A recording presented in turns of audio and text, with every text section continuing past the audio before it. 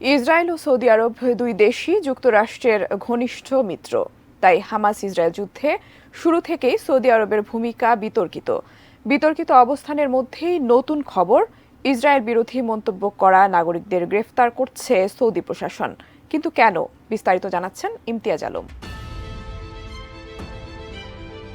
সামাজিক যোগাযোগ মাধ্যমে ইসরায়েলের সমালোচনা বা তাদের বিরুদ্ধে অবস্থান নেওয়া এমন নাগরিকদের গ্রেফতার করছে সৌদি সরকার। এমনটাই জানিয়েছে মার্কিন সংবাদ মাধ্যম ব্লুমবার্গ, টাইমস অফ ইসরায়েল সহ বেশ কিছু গণমাধ্যম।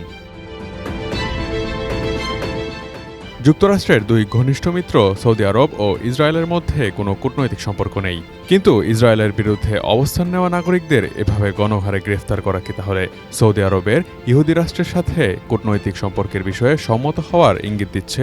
এমন প্রশ্নই এখন ঘুরপাক খাচ্ছে সবার মনে। এক দশকেরও বেশি সময় আগে করা অনলাইন মন্তব্যের জন্য সৌদি আরবের সাম্প্রতিক এমন গ্রেফতার বাকস্বাধীনতা এবং রাজনৈতিক মত প্রকাশের উপর দেশটির চলমান বিধিনিষেধকে আরও একবার প্রতিফলিত করে। ইসরায়েল বিরোধী মনোভাব প্রকাশের কারণে যারা গ্রেফতার হয়েছেন তাদের মধ্যে একটি কোম্পানির সর্বোচ্চ কর্মকর্তাও রয়েছেন। জানা গেছে সৌদি প্রিন্স মোহাম্মদ বিন সালমানের একটি প্রকল্পে কাজ করে তার কোম্পানি। গাজায় চলমান হামাস ও ইসরায়েল যুদ্ধ নিয়ে সামাজিক মাধ্যমে লেখালেখি করেছিলেন ওই কর্মকর্তা। এদিকে আরেক ব্যক্তিকে গ্রেফতার করা হয়েছে যুক্তরাষ্ট্র মালিকানাধীন ফাস্টফুড কোম্পানিগুলোর পণ্য বয়কটের আহ্বান জানানোর কারণে। বিশ্বের অনেক মুসলিম দেশের নাগরিকদের ইসরায়েলি ও মার্কিন পণ্য বয়কট করতে দেখা যাচ্ছে। এর জেরেই অনেক কোম্পানি তাদের ব্যবসা গুটিয়ে নিতে বাধ্য হচ্ছে। এছাড়া ইসরায়েলকে কখনো ক্ষমা করা উচিত নয় এমন মন্তব্য করায় একজন মিডিয়া ব্যক্তিত্বকে আটক করেছে সৌদি পুলিশ। সৌদি সরকারের একটি সূত্র ব্লুমবার্গকে জানিয়েছে, সৌদিতে ইরানপন্থী একটি প্রভাবের বিস্তার ঘটতে পারে এমন আশঙ্কা থেকে এসব ব্যক্তিকে গ্রেফতার করা হয়েছে। তবে গাজায় যুদ্ধ শুরুর পর ইসরায়েলি বিরোধী অবস্থানের কারণে মোট কতজনকে গ্রেফতার করা হয়েছে সেটি স্পষ্ট নয়।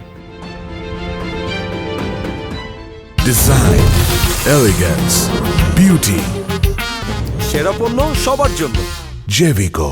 ব্লুমবার্গের বিশ্লেষণ বলছে, গাজা যুদ্ধকে কেন্দ্র করে যাতে আরেকটি আরব বসন্তের মতো বিদ্রোহের ঢেউ ক্ষমতা ধরে রাখতে মরিয়া আরব শাসকদের দেখতে না হয়, সেজন্য ইসরায়েল বিরোধীদের শুরুতেই টুটি চেপে ধরতে এমন গ্রেফতার করা হচ্ছে। প্রিন্স মোহাম্মদ বিন সালমান কার্যত এখন সৌদি আরবের সর্বময় ক্ষমতার অধিকারী। তিনি পশ্চিমা মূল্যবোধে উদ্বুদ্ধ হয়ে তার আগের শাসকদের অনেক রীতিনীতিতেই পরিবর্তন এনেছেন।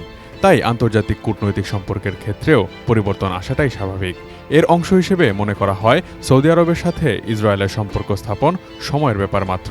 গত ৭ অক্টোবর থেকে সৌদি আরব গাজায় যুদ্ধের জন্য ইসরায়েলের সমালোচনা করে আসছে এবং অবিলম্বে যুদ্ধবিরতির দাবি জানিয়ে আসছে। তবে সৌদি প্রশাসনের পক্ষ থেকে এমন ইঙ্গিত আছে, প্রধানমন্ত্রী বেনিয়ামিন নেতানিয়াহু যদি সেনা প্রত্যাহার করে নেন এবং ফিলিস্তিনের রাষ্ট্র প্রতিষ্ঠার প্রতিশ্রুতি দেন, তবে তাদের সাথে একটি উষ্ণ সম্পর্ক স্থাপিত হতে পারে। Imtiaz Alam, desk report, ATN news.